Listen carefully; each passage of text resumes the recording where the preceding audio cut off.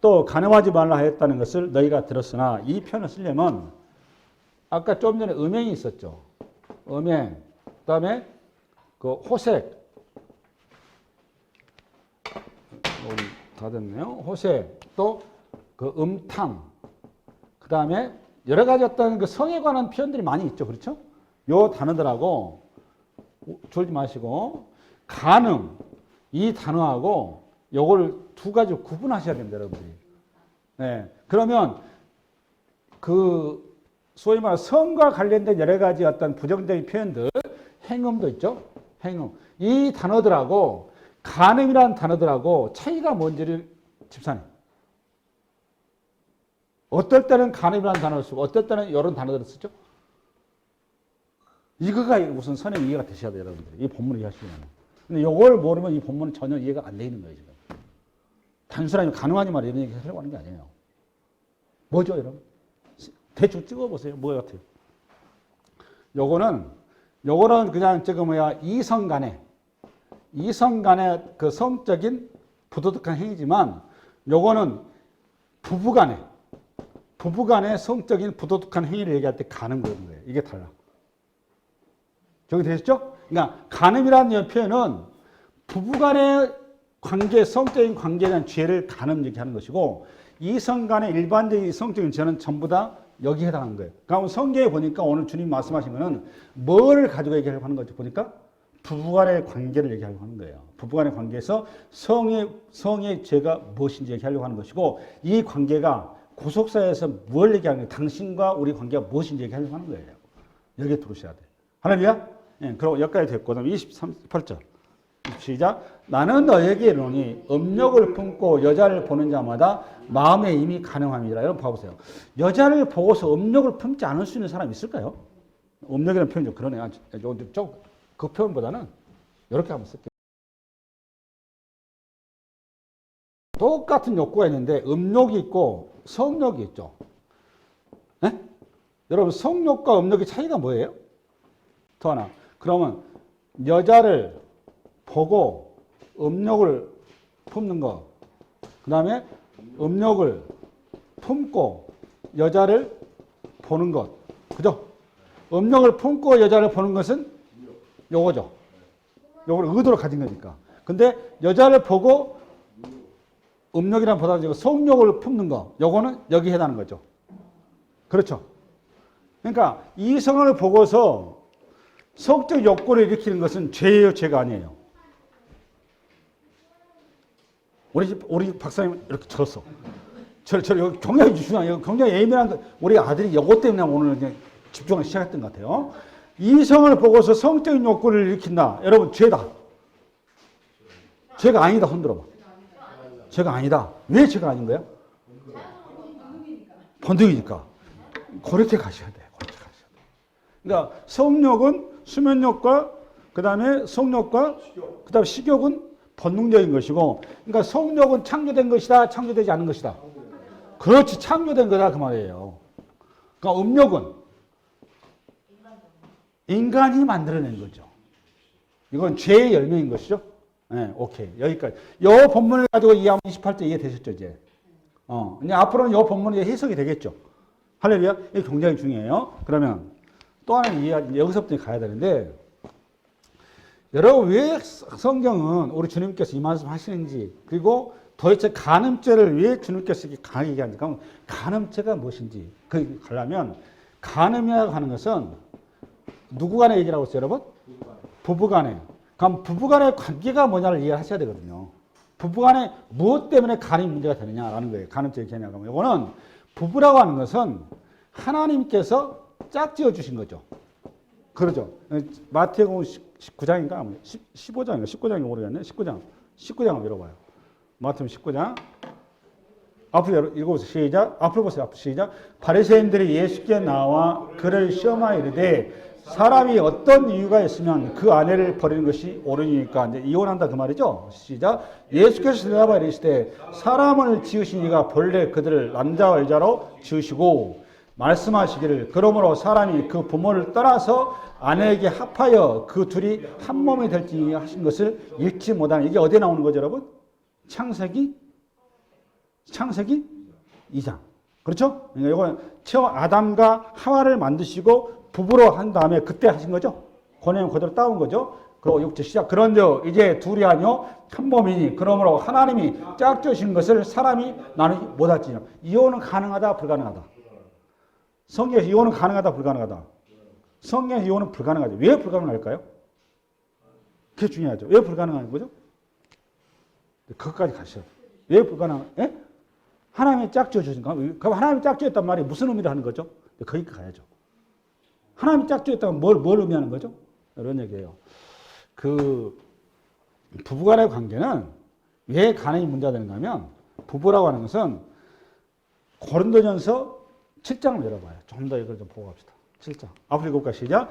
너희가 쓴 문제에 대하여 말하면 남자가 여자를 가까이 함이 좋으나 이 말은 부부관계를 얘기합니다. 남자가 여자를 가까이 하는 것은 하나님의 은혜다 그 말이에요. 그러니까 성은 하나님의 은혜다 그 말이에요. 그러니까 가끔 성도들 중에서 가끔 좀 모자라신 분들이 자꾸 이렇게 성을 그 매몰타기 위해서 불결한 걸로 이렇게 이해하시는 분들이 의외로 그 성도들 가운데 있어요. 그래서 자기는 절대 부부관계도 안 한다고 이렇게 주저넘는 소리를 하고 있는데 그 전혀 그 성결한 거 아닙니다. 그런 거 불결한 거니까 성경에서 그걸 부정한 행위 그런 거예요. 성경에서 하는 정결한 행위가 뭐죠, 여러분? 부부간에 정상적으로 성행이 하는 걸 정결한 행위 그러는 거예요. 거꾸로 알고 있어 사람들이 가끔. 아니에요. 그 다음에 2절. 음행을 피하기 위하여 남자마다 자기 아내를 두고 여자마다 자기 남편을 두라. 그 다음에 남편은 그 아내에 대한 의무를 다하고 아내도 그 남편에 대한 그렇게. 여러분 여기 남편이 그 아내에 대한 의무가 뭘까요? 남편은 그 아내에 대한 의무를 다하고 아내는 그 남편에 대해서 의무를 다하고. 여기서 의무가 무슨 의무죠? 고린도전서 7장에 대한 설교를 여러분 기억할 리가 없죠. 여기 의무가 무슨 의무일까요? 찍어보세요. 무슨 의무 같습니까? 집사님? 네?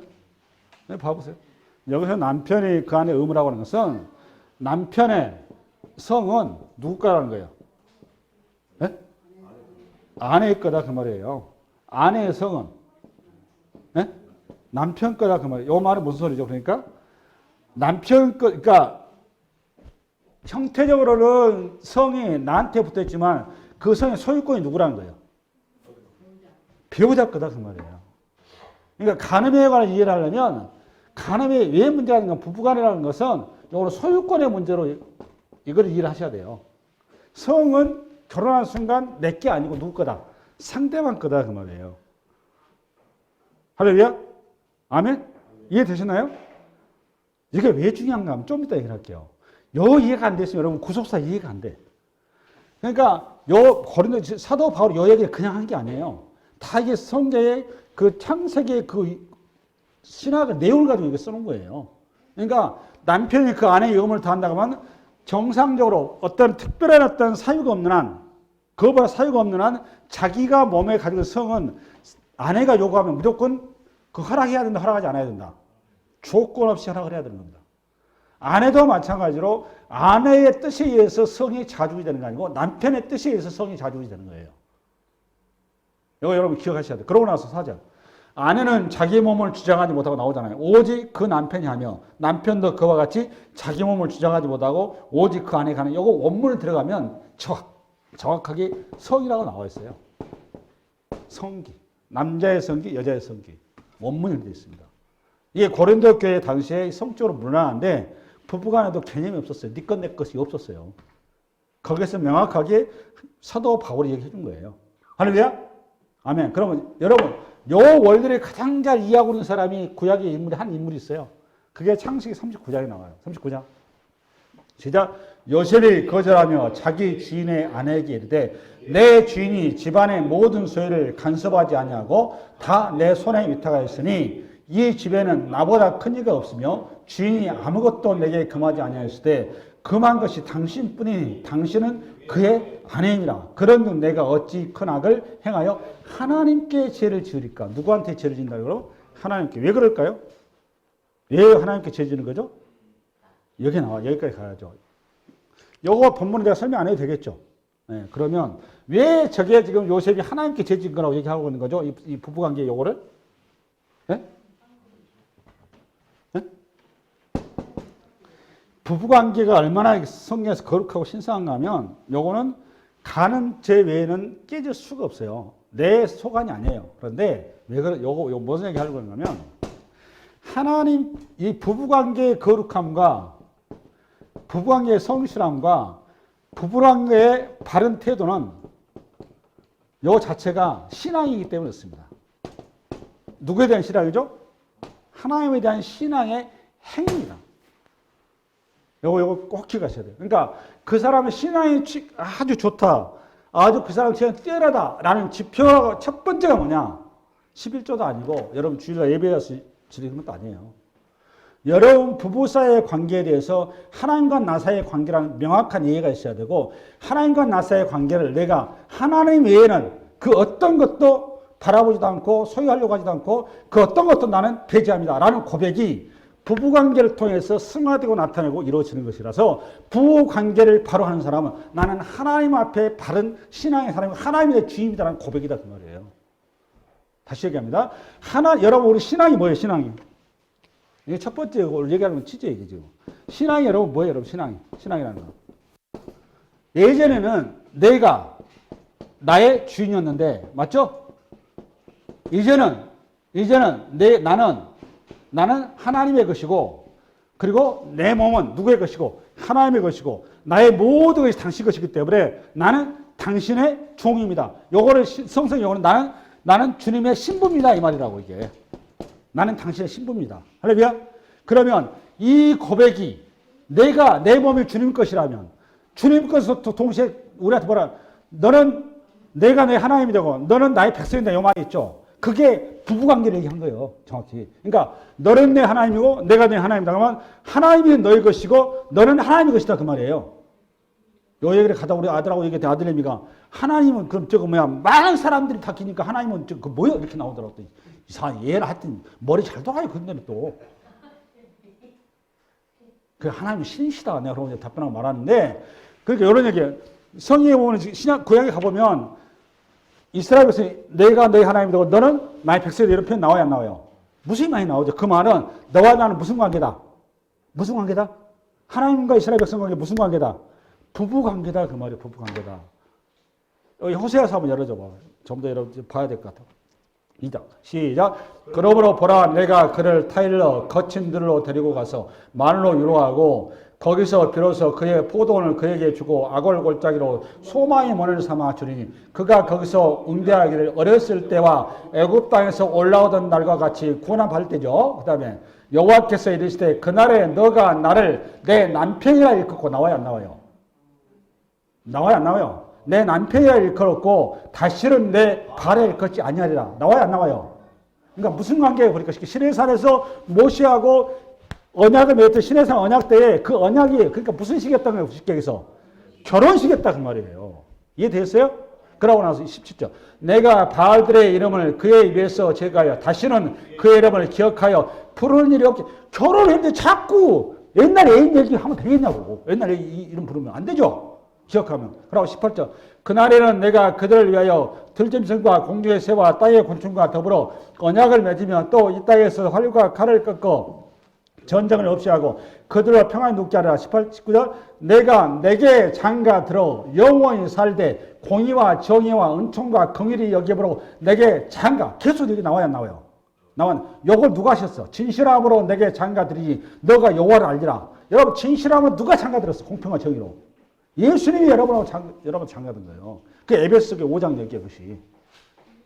할렐루야.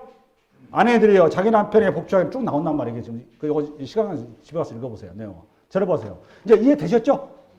그러니까 이 부부관계라고 하는 거는 세상 사람들 얘기하고 여러분은 좀 그렇게 얘기할 수 있었어요.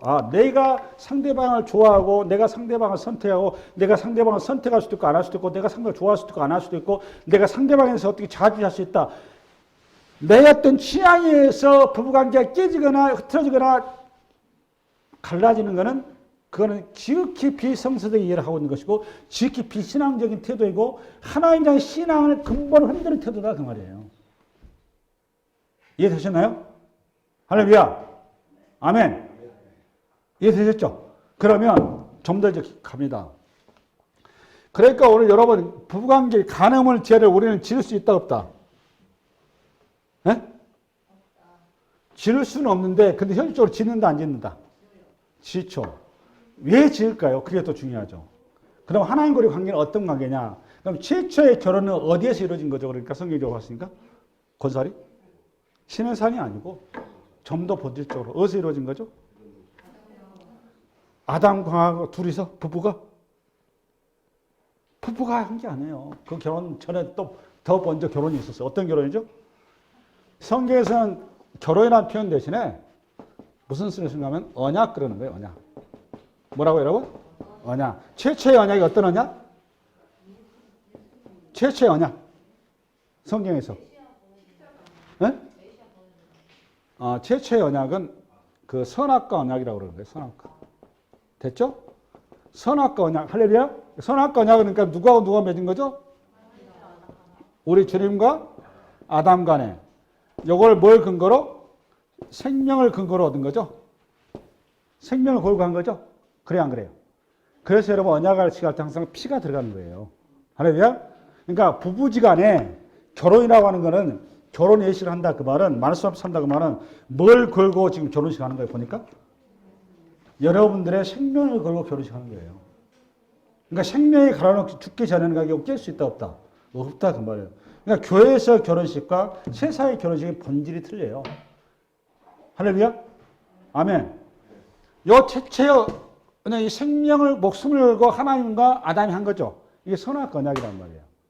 할렐루야. 근데 요 언약이 깨졌어요? 이루어졌어요? 완성됐어요? 깨졌죠. 깨져서 결국 아담이 생명이 죽어버린 거죠. 최초의 결혼식이 언제 이루어진 거야 보니까? 에덴 동산에서 하나님과 아담 사이에 이루어진 거란 말이에요. 깨진 이 언약을 결혼식을 다시 회복하기 위해서 하나님께서 시도를 한 거죠. 그게 누군가 하면 아브라함을 불러내신 거란 말이에요. 그러니까 아브라함은 횃불 언약을 했죠. 횃불 언약. 뭐가 동원됐습니까? 동물의 시체를 갈아놓죠. 그 다음에 요건 첫 조상이고 더 근본적으로 아까 얘기했던 모세 언약이 나오는 거란 말이에요. 시내산 언약. 그러면 시내산 언약은 여러분 십계명을 하나님께 두 돌판에 주셨죠. 두 돌판에 주실 때 이 언약이 이스라엘 백성과 하나님 우리 주님과 뭐 한 거예요 보니까? 무슨 식? 결혼식 한 거죠. 그러면 여때는 여러분 피가 동원됐어요 안 됐어요? 피로 이 언약 결혼식 한 거란 말이에요. 피로. 됐을까 안 됐을까요? 출애굽기 32장을 가면 공식적으로 시내산 십계명 돌판을 한 다음에 언약식을 어떻게 하죠? 모세가 피를 가지고 백성들한테 뿌린단 말이에요. 머리에 전부 다. 그러니까 그 말은 뭘 근거로 이 언약을 체결된 거예요? 모세 언약이? 시내산 언약이? 피, 생명을 근거로. 됐죠? 그러면 그러니까 십계명을 주신 거는 요 십계명이라고 하는 거 요거 보니까 요거 우리식으로 말하면 결혼식에 가보면 여러분 선서하죠? 선서해 안 해요? 신부하신 분. 그 선서문인 거야 이게. 결혼에. 이해되셨나요? 선서문이니까 요거는 근데 이 선서를 지키기를 뭘로 지키되 뭘 찍어 담보로 지킨다는 거죠 여러분? 생명을. 할렐루야. 바로 그 얘기하는 거예요. 그 얘기. 생명을 담보로 지키는데 요거를 주님께서 십계명을 지킬 때 이스라엘 백성들이 생명을 지킬 거라고 가정해서 당연히 지킬 거라고 가정해서 요걸 십계명의 언약을 한 게 아니란 말이에요. 당연히 이스라엘 백성들은 요걸 지킬 수 있다 없다? 못 지킨다는 거 알아요. 그러면 십계명이라는 것을 그러니까 보니까 딱 봐보니까 이 결혼식을 이스라엘 백성들이 이룰 수 있는 존재가 아니라는 것을 주님이 알았다 몰랐다? 너무너무 잘 알았고 중요한 거는 그 이스라엘 백성들이 그 언약을 자기들이 지킬 수 있다고 생각했다? 생각 안 했다? 자기 지킬 수 있다고 생각했다는 거예요. 그게 누가 그렇게 생각한 거죠? 쉽게 해서 대표적인 인물이 신약의 서기관과 바리새인이 있다 그 말이에요. 예수님께 그 얘기하는 거예요. 지금 그 얘기. 이해되셨죠? 서기관과 바리새인을 대표로 하는 이스라엘들은 이 계명을 지키라고 준 줄 알았다 그 말이에요. 근데 예수님께서는 너가 요걸 이 앞에 너희들이 어떤 존재인지 얼마나 너희들이 요걸 지킬 수 없는 존재인지를 깨닫게 하기 위해서 줘서 그렇기 때문에 나를 기다리라. 나를 찾아라고 줬다 그 말이에요. 할렐루야. 아멘. 그래서 요걸 우리 주님께서 오시자마자 요 내용을 너희들이 지킬 수 없다는 내용을 구체적으로 서기관과 바리새인들한테 예화를 들어서 얘기한단 말이에요. 그게 마태복음 15장이에요. 마태복음 15장 열어봐요. 읽어보자. 시작. 입으로 들어가는 모든 것인 배로 들어가서 뒤로 내려가지 알지 못하느냐. 입에서 나오는 것들은 마음에서 나오나니 이것이야말로 사람을 더럽게 하느니라. 입에 들어가는 것이 더럽게 하는 거예요? 나오는 게 더럽게 하는 거예요? 나오는 거. 그 다음에 그 말은 이런 얘기예요. 구체적으로 마음에서 나오는 것은 악한 생각, 살인과 간음과 음란과 도둑질과 거짓 증언과 비방이니 이런 것들이 사람을 더럽게 하는 것이요 씻지 않은 손으로 먹는 사람을 더럽게 하지 않느냐. 맞죠? 봐봐요. 여러분 우리는 죄를 지었기 때문에 죄를 지어서 죄인이다. 이게 맞아요? 틀려요? 틀리죠. 그죠? 우리는 왜 죄인인 거죠? 우리는 원래 흙탕물이기 때문에 떠봐야 흙탕물밖에 안 나오는 거예요. 우리가 본질이 죄라서 우리는 근본이 죄인이라서 죄의 열매를 낼 뿐이다 그 말이에요. 그거를 알라고 시내산에서 시내산 언약 우리식으로 쉽게 해서 결혼식을 주님이 공식적으로 이스라엘 백성과 했다 그 말이에요. 할렐루야. 근데 이스라엘 백성들한테 결국 이 십계명을 통해서 누구를 기다리라고 줬다는 거 쉽게 해서 주여 나는 죄인으로서다 이 고백하라고 이 언약을 줬다 그 말이에요. 그들이 그래서 그걸 절대 못 지키죠. 당연히 못 지키죠. 못 지킨 것들이 현장에 이제 어디에 나오느냐? 선지서에 나오겠죠. 선지서 에스겔서 23장 여러분 시작.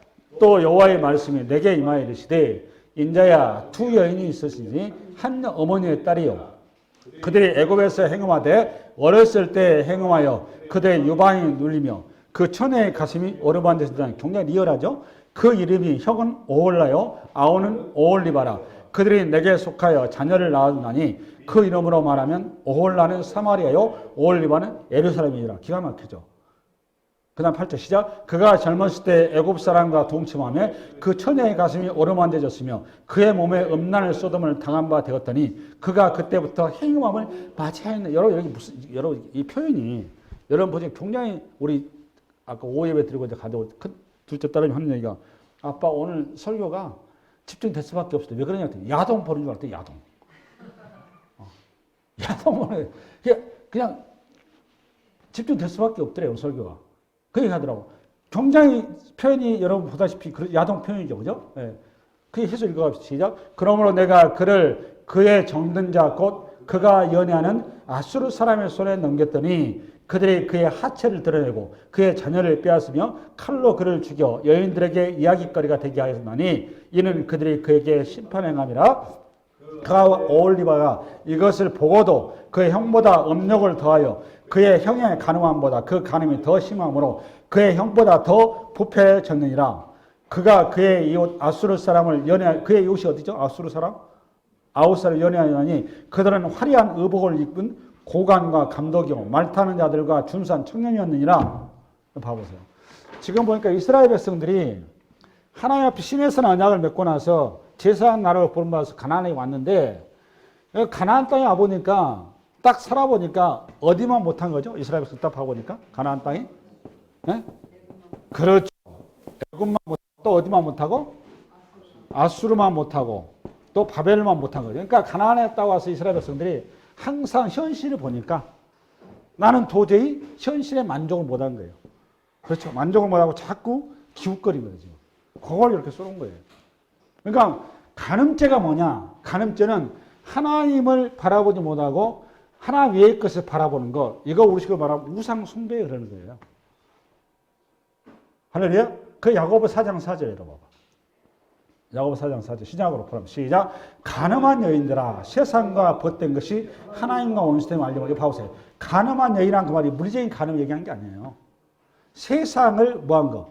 벗삼은 걸 간음이라 얘기한 거란 말이에요. 그런 적 누구든지 세상과 벗이 되고자 하는 자는 스스로 하나님과 원수되는 것이니라. 하나님의 소유를 내가 소유라는 사실을 부정한다 그 말이에요. 할렐루야. 여러분 여기에서 자유로운 사람 누가 있냐고. 하나도 없어요. 그렇기 때문에 우리가 항상 하나님 앞에 나는 죄인으로서 서는 것이고 하나님께서 그 이스라엘 백성들을 그래서 지옥에 가는 걸 허락을 안 한단 말이에요. 이들을 위해서 준비한 것이 뭐냐? 새 언약이란 말이에요. 그게 에레미야 30장 빨리 열어보세요. 30절 시작. 여호와의 말씀이니라. 보라 날이 이르니 내가 이스라엘 집과 유다 집에 새 언약을 맺으리니 이 언약은 내가 그들이 조상들의 손을 잡고 애굽 땅에서 인도하여 내던 날에 맺은 것과 같이 아니할 것은 내가 그들의 남편이 되었어요. 봐보세요. 애굽 땅에서 나올 때 시내산에서 그들이 뭐가 됐어요? 우리 주님이 남편이 된 거라고요. 남편이 되었어도 그들이 내 언약을 깨뜨렸습니다. 여호와의 말씀이라. 그러나 그날 후에 내가 이스라엘 집과 맺을 언약을 이러하니 곧 내가 나의 법을 그들의 속에 두며 그들의 마음에 기록하여 나는 그들의 하나님이 되고 그들은 내 백성이 될 것이라. 여호와의 말씀. 이거 봐보세요.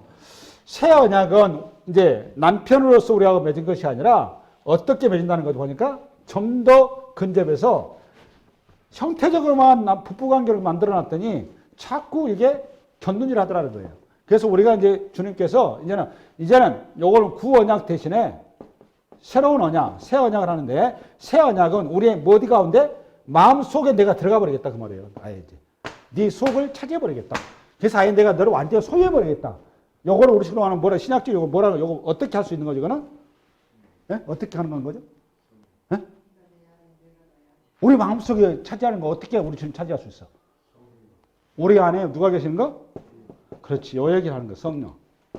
성령이 내가 이제 성령으로 가서 너를 아예 지배하겠다 그 말이야. 왜냐? 너는 내 것이니까. 그래서 나는 너의 하나님이 되고 너는 나의 백성이 되고. 그러니까 나는 너의 하나님이 되고 너는 그 말인가? 주님과 우리가 소유권을 나는 네 소유가 되고 너는 내 소유가 되겠다. 완전한 소유를 하겠다 그 말이에요. 그러면 새 언약이 가면 신약에 나올까요? 안 나올까요? 나와야죠. 누가복음 20이죠. 앞으로 보세요. 앞으로. 누가복음 20이잖아. 시작. 또 떡을 가져 감사기도 하시고 떼어 그들에게 주시며 이르시되 이것은 너희를 위하여 주는데 몸이라. 너희가 이를 행하여 나를 기념하라 하시고 저녁 먹은 후에 잔도 그와 같이 하여 이르시되 이 잔은 내 피로 세우는 새 언약이니 나오잖아요. 곧 너희를 위하여 붓는 것이라. 그러니까 언약은 결국 뭘로 하는 거 딱 봐보니까 언약을 할 때는 피를 가지고, 그죠? 피. 오늘 보니까 요거는 6월절 밤에 마지막 밤에 주님께서 성만찬 얘기한 거라고 봐요. 성만찬 때 당신이 십자가에 죽는 것을 얘기한 거잖아요. 그죠? 그 피를 가지고 얘기한 거죠. 그렇죠? 할렐루야? 새 언약을 그러니까 어디서 완성한 거예요? 딱 봐보니까. 그렇습니다. 그렇습니다. 그 얘기한 거예요. 십자가에서 새 언약을 하세요. 여기에서 나온 그 의로 우리가 구원함 받는다 그 말이에요. 이것이 그러면 신약에서 다시 한번 나올까 안 나올까요? 많이 나와요. 대표적으로 히브리서 9장 열어봐요. 히브리서 9장 읽습니다. 시작. 이로 말미암아 그는 새 언약의 중보자신. 여가 그가 누구죠, 여러분? 예수님. 예수님은 새 언약의 중보자시니 이는 첫 언약 때 범한 죄 속량하지. 첫 언약이 무슨 언약이요? 여기 첫 언약은 선악과 언약이죠. 선악과 언약. 이해되셨죠? 첫 언약 때 범한 죄를 해서 속량하려고 주구사 부르심을 입은 자로 하여금 영원한 기업의 약속을 얻게 하려 하십니다. 할렐루야? 아멘. 그러니까 가늠하지 말라 그 말은, 정리합시다. 가늠하지 말라 그 말은, 저를 보세요. 가늠하지 말라 그 말은 형태적으로는 부부관계 속에서 성적인 죄를 주님께서 지적하신 거지만 본질적으로는 인간이 가장 예민하고 밀접하고 현실적인 그 산 자리를 통해서 하나님과 우리의 관계를 부부관계라는 툴을 가지고 설명하면서 우리의 구원이 무엇인지를, 우리의 구원이 어떻게 이루어지는지를 주님께서 이렇게 말씀하신 거다 그 말이에요. 석유와 바리새인처럼 그렇게 껍데기 붙잡지 말고 그 말씀 가운데, 가늠하지 말라는 그 말씀 가운데 주시고자 하는 우리의 구원의 근거와 원인과 내용, 스토리가 무엇인지를 붙들으라 그 말이에요. 그래야 너가 뭐한다? 구원함에 이른다. 그 얘기를 한 거예요. 그걸 가늠하지 말라. 그걸 다 해석해 주신 거란 말이에요. 할렐루야? 네. 이 말씀이 한 주간 여러분에게 삶의 동력과 원인과 이거 되시기 바랍니다. 수고하셨어요.